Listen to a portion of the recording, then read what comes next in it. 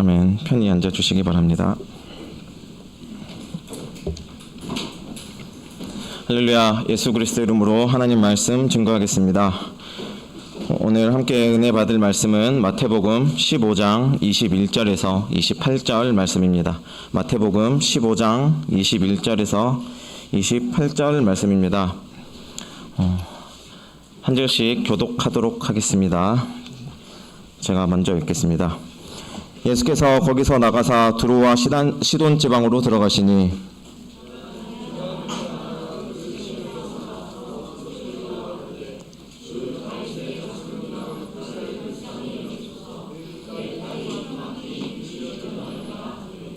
예수는 한 말씀도 대답치 아니하시니 제자들이 와서 청하여 말하되 그 여자가 우리 뒤에서 소리를 지르오니 보내소서.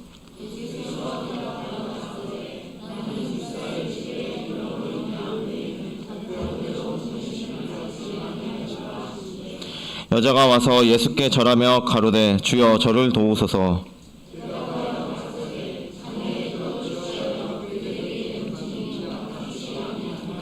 여자가 가로되 주여 올소이다마는 개들도 제 주인의 상에서 떨어지는 부스러기를 먹나이다 하니 이에 예수께서 대답하여 가라사대 여자야 내 믿음이 크도다 내 소원대로 되리라 하시니 그 시로부터 그의 딸이 나으니라. 아멘. 네. 제가 이 앞에 서는 것까지만 해도 크게 안 떨리는데 이 자리는 확실히 그 무게감이 다른 것 같습니다. 저도 여러분들 눈 마주치면서 좀 같이 말씀 나누고 싶은데 혹시 그러지 못하더라도 너그러이 양해해 주시기 바랍니다. 미리 양해를 구하겠습니다.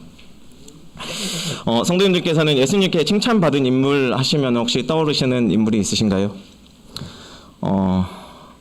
저는 이제 두 명이 떠오르더라고요. 이 질문을 했을 때 첫 번째로는 그 하인의 병을 고치기 위해 예수님께 나온 백부장의 그 믿음이 있었고, 두 번째로는 오늘 본문에 나온 가나안 여인의 이야기입니다.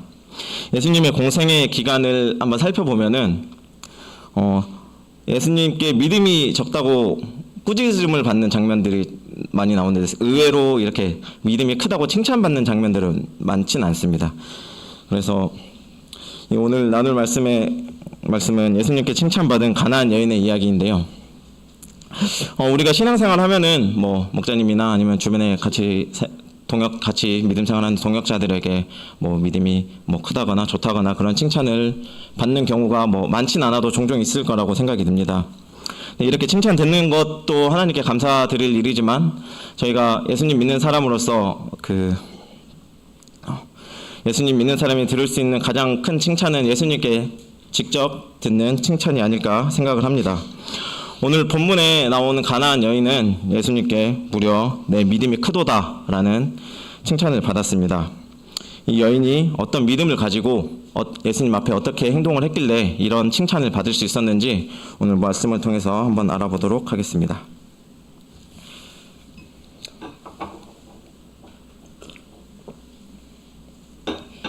네, 우선 본격적으로 알아보기에 앞서서 오늘 본문의 배경에 대해서 먼저 좀 알아보도록 하겠습니다. 오늘 본문 말씀 21절, 22절 같이 읽겠습니다. 21절에서 22절 같이 읽겠습니다. 시작. 예수께서 거기서 나가사 두로와 시돈 지방으로 들어가시니 가나안 여자 하나가 그 지경에서 나와서 소리질러 가로되 주 다윗의 자손이여 나를 불쌍히 여기소서 내 딸이 흉악히 귀신 들렸나이다 하되. 네, 21절을 보시면은 본문의 공간적 배경이 이 두로와 시돈 지방임을 알 수가 있습니다. 이 두로와 시돈 지방은 이스라엘 북쪽에 있는 현재로 치면 레바논에 있는 지역으로 항구 도시이며 성경에서는 우상 숭배가 성행했던 도시로 주로 예수님께 책망받는 그런 도시로 묘사가 되어 있습니다. 그리고 22절에 보시면은 오늘 본문에 나온 가나안 여인에 대한 내용이 있는데요. 이 같은 사건을 기록한 마가복음 말씀을 보면은 이 가나안 여인을 헬라인이자 수로보니게 족속의 여인이라고 표현을 하고 있습니다. 수로보니게 족속 여인이라는 것은 수리아와 베니게라는 단어가 합쳐진 단어로서 시리아 지역에 거주하는 베니게 족속의 사람이라는 것을 알 수 있는데요. 결국 이방인이라는 얘기죠. 이렇게 그래서 이 여인이 가나안 여인이 유대인이 아닌 이방인임을 저희가 알 수 있는데요. 유대인도 아니고 이스라엘이 아닌 이방 지역에서 살던 이 이방 여인이 어떻게 예수님께 칭찬받을 수 있었는지 한번 본문을 통해 알아보도록 하겠습니다. 첫 번째로 이 여인은 예수님께 간절히 부르짖으며 은혜를 구하였습니다. 본문 말씀 22절에서 23절 같이 읽겠습니다. 22절에서 23절입니다. 가나안 여자 하나가 이 지경에서 나와서 소리질러 가로되 주 다윗의 자손이여 나를 불쌍히 여기소서 내 딸이 흉악히 귀신 들렸나이다 하되 예수는 한 말씀도 대답치 아니하시니 제자들이 와서 청하여 말하되 그 여자가 우리 뒤에서 소리를 지르오니 보내소서. 아멘. 이 여인은 흉악히 귀신 들린 자녀를 고침받기 위해서 예수님 앞에 나왔습니다. 22절에 보면은 소리 질러라는 단어가 있는데요. 이게 헬라어로 보면은 크라조라는 단어인데 부르짖다, 울부짖다라는 뜻입니다. 영어 성경으로 보면은 이 소리 질러라는 부분을 크라이 아웃이라고 해석을 해놨는데요. 한국말로 해석하면은 뭐 똑같이 부르짖다, 울부짖다라는 뜻입니다. 23절에 보면은 여인이 이렇게 울부짖으면서 소리를 지르며 예수님께 간청을 하지만 예수님께서는 처음에는 아무 반응을 하시지 않으셨습니다. 예수님께서 아무 반응을 하시지 않으시자 이제 제자들이 예수님께 그 여자가 우리 뒤에서 소리를 지르오니 보내소서라고 이제 청을 하게 됩니다. 이 제자들이 예수님께 이 여인을 빨리 보내소서라고 그러니까 청한 내용은 제자들이 이 여인을 불쌍히 여기서라기보다는 이 여인이 뒤에서 계속 소리 지르며 시끄럽게 하니까 이 여인을 빨리 고쳐서 보내자라고 청하는 거라고 보시면 될 것 같습니다. 제자들의 반응을 보면 본문 말씀에는 소리 지르었다는 표현이 한 번만 나와 있는데 이 제자들의 반응을 보면은 여인이 계속 예수님과 이 제자들의 무리를 따라가면서 소리 지르면서 간청했다라는 것을 저희가 추측해 볼 수 있을 것 같습니다. 이 여인의 부르짖음에는 어떤 의미가 있을까요? 성도님도 혹시 최근에 하나님께 이렇게 간절히 부르짖으면서 기도하신 기억이 있으신가요? 그때 어떤 마음으로 기도를 하셨을까요? 어떤 마음이셨는지 제가 뭐 정확히 알 수는 없지만 제가 확실히 장담할 수 있는 거는 그 마음속에 간절함이 가득했을 거라고 저는 생각을 합니다. 이 예수님을 향한 여인의 부르짖음에도 역시 간절함이 가득했습니다. 이 여인이 얼마나 간절했을지 뭐 상상이 되시나요? 자녀가 흉악한 귀신이 들렸다는 경험은 뭐 쉽게 할 수 있는 경험은 아니지만 저희가 자녀를 키우는 부모로서 이 여인의 심정이 어땠을지 뭐 조금이나마 공감하고 이해할 수 있을 거라고 생각을 하는데요. 저도 이제 이 말씀을 묵상하면서 제가 이 여인이 어떤 마음으로 이렇게 예수님께 행동했을지를 더 좀 깊게 생각하기 위해서 이 여인의 상황에 많이 감정이입을 하려고 노력을 했는데요. 제가 많이 공감을 잘하는 사람은 아닙니다. 근데 그래도 이 자녀를 키우는 부모의 입장으로 이게 충분히 이 여인의 마음이 어떠했을지 충분히 공감할 수 있다라고 생각을 했는데 하나님께서 또 그게 아니라고 생각을 하셨는지 저에게 또 이 공감할 수 있는 기회를 주시더라고요. 그 일요일 날 저희가 이제 온유가 저 튼튼하던 온유가 갑자기 뭐 토를 하더니 토를 한 10번 넘게 했어요. 뭐 먹기만 하고 물만 마셔도 토를 하더라고요. 그래서 병원 가서 알아보니까 뭐 급성 기관지염이다라고 해서 이제 병원에 다녀왔었는데 이게 먹기만 하면 토를 하니까 자기도 뭘 먹으려고 하지도 않고 뭐 마시려고 하지도 않고 그냥 힘없이 축 처져서 그냥 누워만 있는데 제가 부모로서 뭔가 해줄 수 있는 게 없으니까 너무 답답하더라고요. 그래서 그 경험을 하면서 이 여인이 더 간절했겠구나라는 걸 좀 더 공감을 할 수 있었는데요. 성경에 이 여인에 대한 상황이 그 자세하게 뭐 묘사되어 있지는 않지만 저희가 일반적인 그냥 상식선에서 추측을 해보자면은 이 여인이 예수님을 만나러 나오기 전에 이 자녀를 고치기 위해 온갖 방법을 다 해보지 않았겠습니까? 뭐 용하다는 병원도 찾아가봤을 테고 뭐 무당도 찾아가서 귀신을 내쫓아달라고도 해봤을 테고요. 그래도 이 여인은 이 자녀의 귀신 들린 거를 해결하지 못했었고요. 근데 그 상황에서 귀신도 내쫓고 불치병도 고치시고 죽은 자도 살리신다는 예수님이 자기 지역으로 오신다라는 소문을 들었을 때 아마 이 여인은 자기에게 주어진 마지막 기회라고 생각하지 않았을까라는 생각을 합니다.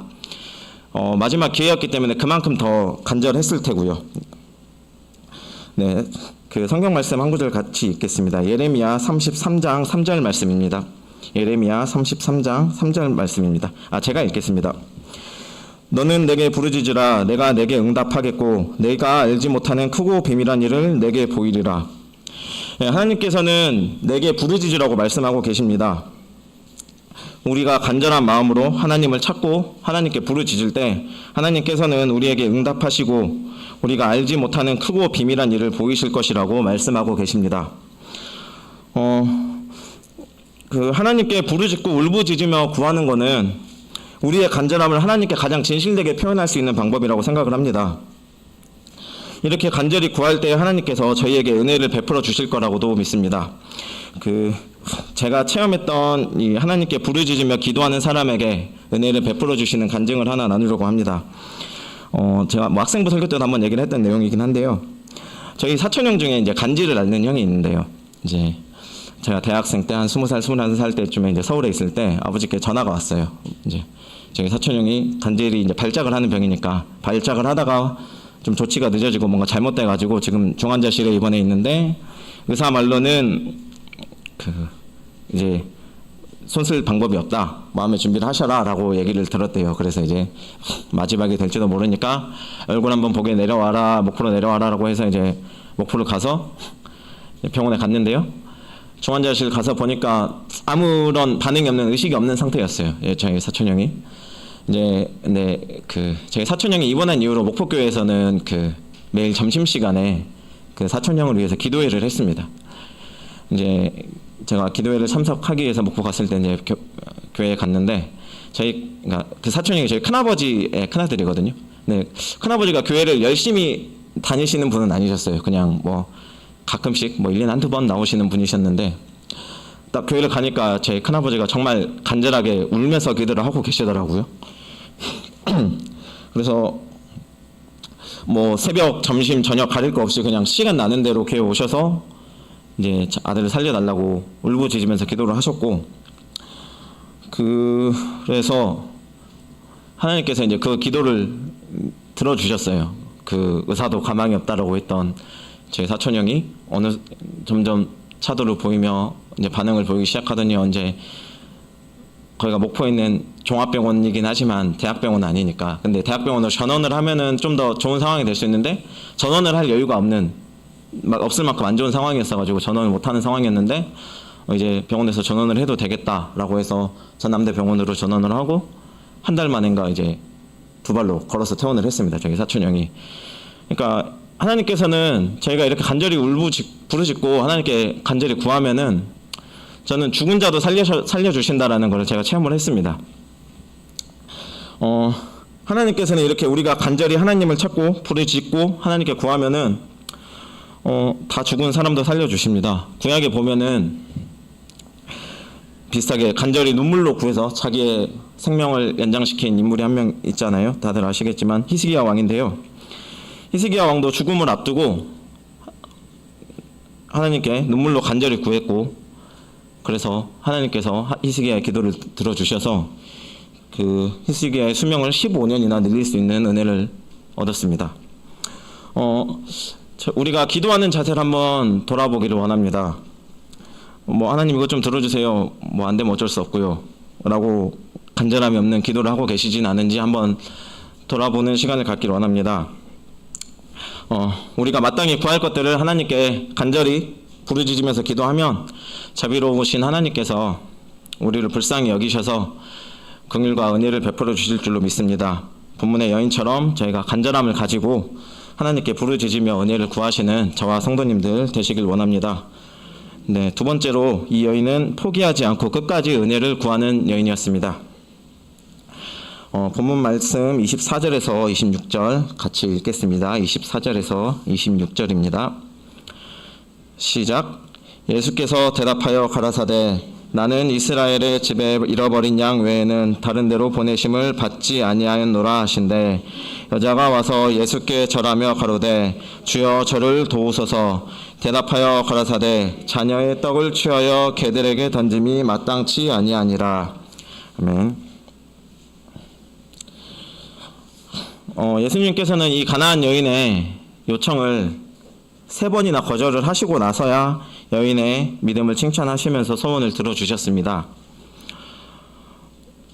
첫 번째 거절은 22절에 보시면 침묵으로 거절을 하셨고, 두 번째 거절은 24절에 이스라엘의 집에 잃어버린 양 외에는 다른 데로 보내심을 받지 아니하노라 라고 거절을 하셨으며, 세 번째 거절은 26절에 자녀의 떡을 취하여 개들에게 던짐이 마땅치 아니하리라 라고 대답하시며 모욕을 주시면서 거절을 하셨습니다. 제가 이 말씀을 묵상하면서 제가 이 여인의 상황이었다면 저는 어떻게 했을까라는 생각을 해보았습니다. 여인처럼 세 번의 거절을 다 이겨내고 끝까지 구할 수 있었을지, 아니면은 뭐 몇 번째 거절까지 참고 구할 수 있었을지, 그것도 아니면은 예수님께서 거절하신 거를 내가 다시 요청드리는 거는 불순종하는 게 아닐까라는 생각을 하면서 바로 포기하진 않았을지 뭐 여러 생각을 해봤는데요. 성도님들은 어떻게 하셨을 것 같습니까? 포기하지 않고 기도하는 것은 정말 어려운 일인 것 같습니다. 우리가 끝까지 기도하는 것을 어렵게 만드는 이유들은 정말 다양하고 뭐 개개인마다 여러 가지 이유가 있을 수가 있는데요. 제가 그 다양한 이유 중에 뭐 대표적인 이유를 두 가지를 정리해봤습니다. 저희가 끝까지 기도하는 것을 방해하는 첫 번째 이유는 먼저 언제 기도에 응답해 주실지 저희가 모른다라는 겁니다. 제가 성격이 좀 효율을 매우 중요시하는 사람인데요. 그래서 뭐 물건을 사거나 뭐 어딜 가거나 항상 최단 경로로 가야 되고, 물건을 살 때는 항상 가성비가 좋은 걸 사야 되고, 뭐 그런 성격입니다. 근데 이제 이런 성격이 기도할 때도 좀 드러나더라고요. 기도할 때도 좀 효율적으로 했으면 좋겠다라는 생각을 한 적이 있었는데요. 이 효율적으로 기도한다는 게 어떤 뜻인지 아시나요? 네, 기도는 조금 하고 은혜는 많이 받고 싶다, 뭐 이런 거 아니겠습니까? 네. 좀 뭐 기가 찬 얘기죠. 네. 네. 제가 뭐 기도를 하루에 10분도 어렵게 하던, 하루에 10분 하는 것도 어려워하던 시절에 제가 했던 생각인데요. 어떤 기도를 할 때 하나님께서 이 기도를 들어주시려면은 내가 기도를 얼마나 해야 되고 언제까지 해야 되고를 알았으면 좋겠다라는 생각을 했던 적이 있습니다. 그러니까는 어떤 마음이었냐면은 들어주지 않는 기도에 내 시간을 쓰고 싶지 않다라는 생각인 거죠. 네. 제가 이거를 이름을 이제 기도 정량제라고 이름을 붙였는데요. 네. 기도를 들어준 만큼만 기도를 양을 채우고 들어주시지 않을 기도는 애시당초 기도를 안 하겠다라는 참 교만하고 자기중심적이고 어리석은 생각인데요. 이 기도를 통해 얻는 하나님의 은혜를 자판기에서 뽑는 뭐 음료수 정도로 생각을 했던 것 같습니다. 기도의 응답에는 하나님의 때가 있습니다. 그리고 하나님이 원하시는 기도의 충분한 양도 있을 테죠. 네. 응답의 때가 언제인지, 또 그 기도의 양이, 충분한 기도의 양이 얼마인지 저희는 알지 못합니다. 네. 근데 저희가 이 알지 못한다는 이유로, 내가 이 기도를 언제 응답받을지 모른다라는 이유로 기도를 포기하거나 멈추는 상황이 여러분들께, 저나 여러분께 오실 수 있는데요. 이게 하나님의 은혜를 구하는 사람이라면은 하나님께서 응답해 주시는 때가 속히 오기를 인내를 하면서 그 응답이 당장 내일에도 있을 수 있다라는 희망을 가지고 포기하지 않고 기도하는 것이 우리 은혜를 구하는 자의 마땅한 태도가 아닐까 생각을 해봅니다. 네, 두 번째는 내가 기도하는 내용이 하나님의 뜻과 맞는지 확신이 없어서 제가 기도를 끝까지 하기 어려운 것 같습니다. 여러분들이 기도를 열심히 하셨는데 혹시 응답을 받지 못하셨을 때 어떤 생각을 먼저 하시나요? 먼저 내 기도의 상태를 한번 돌아보겠죠. 예. 기도 시간이 부족한지 아닌지, 아니면은 내가 기도하는 내용이 하나님의 뜻에 맞지는 않는지, 안 맞는 건 아닌지라고 생각을 할 것 같습니다. 제가 기도에 대해 고민했던 내용 중에 또 이런 내용이 있는데요. 하나님께서 응답해 주시지 않은 기도, 그러니까 하나님께서 거절하신 기도를 내가 계속하는 게 맞는 것일까? 이게 이 하나님의 뜻을 내가 무시하고 내가 때를 쓰는 게 아닐까라는 생각을 했던 적이 있습니다. 그래서 그 질문에 대한 의문을 성경에서 찾았는데요. 성경 말씀 같이 읽겠습니다. 마태복음 7장 7절에서 11절 말씀입니다. 마태복음 7장 7절에서 11절입니다. 같이 읽겠습니다. 시작. 구하라 그러면 너희에게 주실 것이요 찾으라 그러하면 찾을 것이요 문을 두드리라 그러면 너희에게 열릴 것이니 구하는 이마다 얻을 것이요 찾는 이가 찾을 것이요 두드리는 이에게 열릴 것이니라. 너희 중에 누가 아들이 떡을 달라 하면 돌을 주며 생선을 달라 하면 뱀을 줄 사람이 있겠느냐. 너희가 악한 자라도 좋은 것으로 자식에게 줄 줄 알거든 하물며 하늘에 계신 너희 아버지께서 구하는 자에게 좋은 것으로 주시지 않겠느냐. 아멘. 11절에 보시면 하물며 하늘에 계신 너희 아버지께서 구하는 자에게 좋은 것으로 주시지 않겠느냐라고 말씀하고 계십니다. 저희는 부족하고 어리석기 때문에 내가 지금 구하는 게 떡인지 돌인지 아니면 생선인지 뱀인지 잘 모르고 기도를 할 수가 있습니다. 하지만 하늘에 계신 우리 아버지께서는 우리가 돌을 구하더라도 떡을 주실 수 있는 분이시고 우리가 뱀을 구하더라도 생선을 주실 수 있는 분이십니다. 그리고 우리가 잘못된 것을 구하고 있다면 우리가 잘못된 것을 구하고 있다고 깨닫게 하는 지혜를 주실 수도 있는 분이십니다. 만약에 5년만한 아무것도 모르는 아이에게 이제 세뱃돈을 줄 때 10,000원짜리 한 장과 50,000원짜리 한 장을 놓고 가져가라고 했을 때 1,000원짜리 한 장이랑 50,000원짜리 한 장을 두고 가져가라고 했을 때 1,000원짜리를 가져가는 것을 보고 가만히 있을 부모가 있을까요? 네, 없지 않을까 싶습니다. 근데 저희 인간도 이렇게 자녀에게 좋은 것만 주려고 하는데 저희 하늘에 계신 하나님께서는 우리에게 더 좋은 것으로 주시려고 하지 않겠습니까? 앞서 말씀드렸다시피 저희는 연약하고 부족하기 때문에 기도의 내용이 올바르지 못할 수도 있고 저희 기도하는 바가 하나님의 뜻과 안 맞을 수도 있습니다. 근데 내가 기도하는 바가 하나님의 뜻과 맞는지 확인하는 과정도 기도를 통해서 이루어야 되고 확인 후에 그것을 바로잡는 과정도 기도를 통해 우리가 바로잡아야 되지 않을까라는 생각을 합니다. 네, 사랑하는 성도 여러분, 하나님께서 내 기도를 거절하신다는 생각이 들거나 내가 지금 잘못된 걸 구하고 있다는 생각이 들더라도 기도를 멈추거나 포기하지 않고 계속 기도하시길 원합니다. 3번의 거절 후에야 가나안 여인에게 은혜를 베풀어 주셨던 것처럼 지금은 거절하시더라도 하나님이 원하시는 때에 우리에게 가장 좋은 것으로 은혜 베풀어 주실 것을 믿고 인내와 끈기를 가지고 이 가나안 여인처럼 끝까지 구하시는 저와 성도님들 되시길 원합니다. 네, 마지막으로 이 가나안 여인은 부스러기 은혜를 얻기 위해 자신을 낮추는 겸손한 사람이었습니다. 네, 본문 말씀 26절에서 27절 같이 읽겠습니다. 26절에서 27절입니다. 네, 시작. 대답하여 가라사대 자녀의 떡을 취하여 개들에게 던짐이 마땅치 아니하니라. 여자가 가로되 주여 올소이다마는 개들도 제 주인의 상에서 떨어지는 부스러기를 먹나이다 하니. 예수님께서는 마지막 거절을 하시면서 이 가나안 여인을 개에 빗대어서 표현하셨습니다. 말씀하셨습니다. 당시 유대인들은 이방인들을 개 취급을 했었는데요.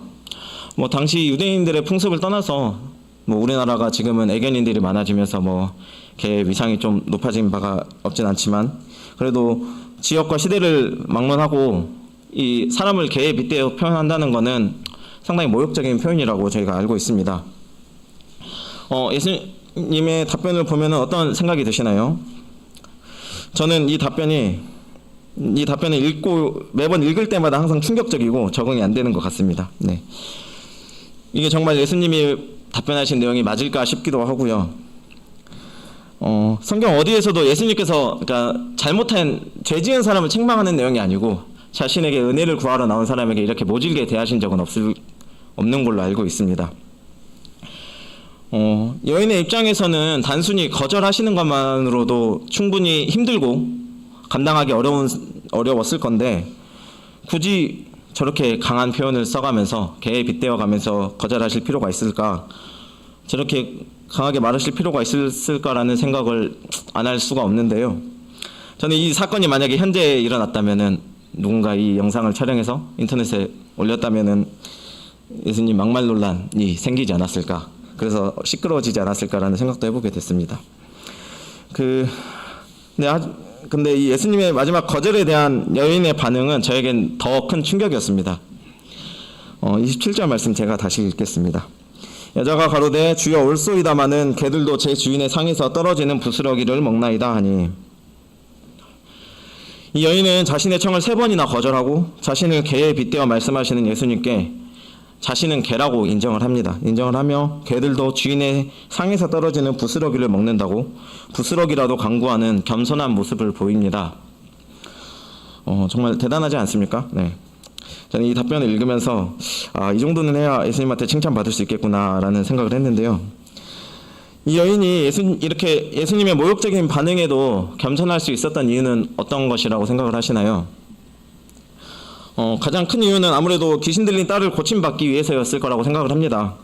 이 여인의 입장에서 흉악한 귀신 들린 딸이 지금까지 어떤 시도를 해도 못 고쳤던 딸이 고침받을 수만 있다면은 개 취급을 받으면서 모욕당하는 게 무슨 대수였겠습니까? 하지만 이 여인은 단순히 예수님을 단순히 귀신을 내쫓고 병을 고쳐주는 사람으로만 인식하지는 않았습니다.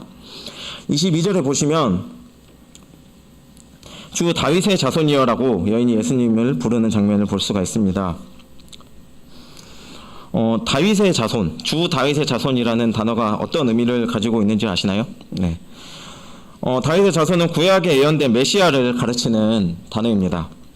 이 여인이 예수님을 주 다윗의 자손이라고 부른 것은 예수님이 인류를 구원하시기 위해 오신 메시아임을 알고 있었고 그것을 믿고 있었다라는 거죠. 그러니까 단순히 예수님이 귀신을 내쫓고 병을 고쳐주는 그냥 능력 있는 사람이 아니라 자신을 죄로부터 구원하실 메시아라는 믿음이 있었기 때문에 예수님께서 사람들 앞에서 그렇게 모욕을 주면서 개를 칭하며 모욕을 주셨더라도 겸손히 그것을 인정하고 받아들일 수 있었던 겁니다. 이 여인의 답변에 보면은 이 여인의 믿음을 나타내는 단어가 하나 더 있는데요. 바로 부스러기입니다. 27절에 부스러기를 먹나이다 라는 표현이 있는데, 지금 이 여인의 삶 속에서 가장 큰 비중을 차지하는 문제가 어떤 것일 것 같습니까? 물어보지 않아도 당연히 귀신 들린 자녀의 고침을 받는 게 가장 큰 문제였겠죠. 근데 아마 예전에 유행했던 걸 보면 뇌 구조도 해가지고 이거 몇 프로 그렇게 나오는 게 있는데, 이 여인의 뇌 구조도를 봤다면은 100% 이 자녀의 병고침이 아니었을까라는 생각을 합니다. 근데 가장 큰 문제임에도 불구하고 자신의 능력으로는 또 해결할 방법이 없는 문제였습니다. 그런데 이 여인은 예수님께 은혜의 부스러기라도 달라고 애원을 합니다.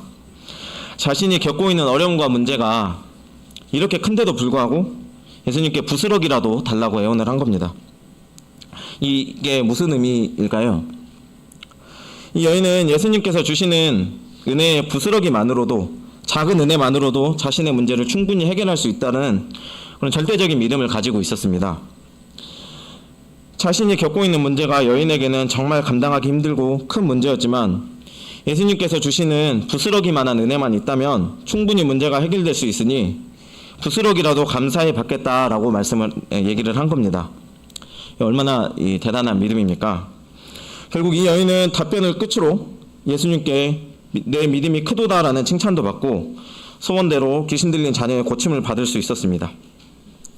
이렇게 예수님께 칭찬받은 여인이 어떤 믿음을 가지고 있었고 어떻게 행동하였는지 저희가 좀 알아봤는데요.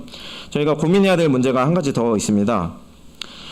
예수님께서 도대체 왜 저렇게까지 여인에게 모질게 대하셨을까라는 겁니다. 아니, 결국 들어주실 건데 굳이 저렇게 모욕적인 언사를 하면서까지 들어주셨어야 됐나라는 생각도 할 수도 있고, 또 이왕 들어주실 거 처음에 요청했을 때 들어주셨으면 더 좋지 않았을까라는 생각도 할 수 있을 거라고 봅니다. 근데 예수님께서 왜 저렇게까지 모질게 3번이나 거절하시고 모욕감까지 주시면서 은혜를 베푸셨을까요? 이유는 바로 이 여인의 믿음을 시험해보기 위함이었습니다. 이 여인이 과연 은혜 받을 만한 믿음을 가지고 있는 사람인지 테스트를 해보기 위함이었는데요. 근데 또 예수님은 이 여인의 믿음이 어느 정도인지 몰라서 테스트를 하셨을까요? 네, 예수님은 전지전능하시기 때문에 모든 걸 알고 계시는 분입니다. 예수님께서는 이 여인을 처음 봤을 때부터, 이 여인이 자신에게 나왔을 때부터 이 여인이 왜 자신을 찾아왔고 이 여인이 어떤 문제가 있고 이 여인의 믿음의 상태가 어떠한지 다 알고 계셨습니다. 그럼에도 불구하고 이 여인을 이렇게 테스트를 하신 건 테스트를 통해서 이 여인의 믿음을 드러내기 위함이었습니다. 가깝게는 당시 예수님을 따르는 무리들과 제자들에게도 드러낼 수 있었고, 멀게는 지금 이 자리에서 우리가 이 말씀을 듣고 있는 우리에게도 가르침을 주시기 위함이었습니다. 네, 오늘 예수님께 칭찬받는 믿음은 어떤 믿음인지 가나안 여인의 이야기를 통해서 저희가 알아봤습니다. 여인은 예수님께 내 믿음이 크도다라고 칭찬을 받았는데요. 여기서 크다는 단어의 원어를 보면 메가스라는 단어를 썼습니다. 영어로 메가라는 단어인데요. 이 메가라는 단위는 뭐 크다는 뜻도 있지만 100만을 숫자로 100만을 뜻하기도 합니다. 네. 이 여인은 예수님의 테스트를 100점도 아니고 100만 점을 받으면서 우수한 성적으로 통과할 수 있었습니다. 사랑하는 성도 여러분, 저희도 언젠가는 예수님 다시 오실 그날에 예수님 앞에서 우리의 삶을 평가받을 날이 올 거라고 생각을 합니다. 그날에 우리가 예수님 앞에 섰을 때 부끄럽지 않게 본문의 여인처럼 100만 점의 점수를 받으면서 칭찬받을 수 있도록 말씀대로 살아가시는 저와 부산교회 성도님들 되시길 원합니다. 네, 이상으로 말씀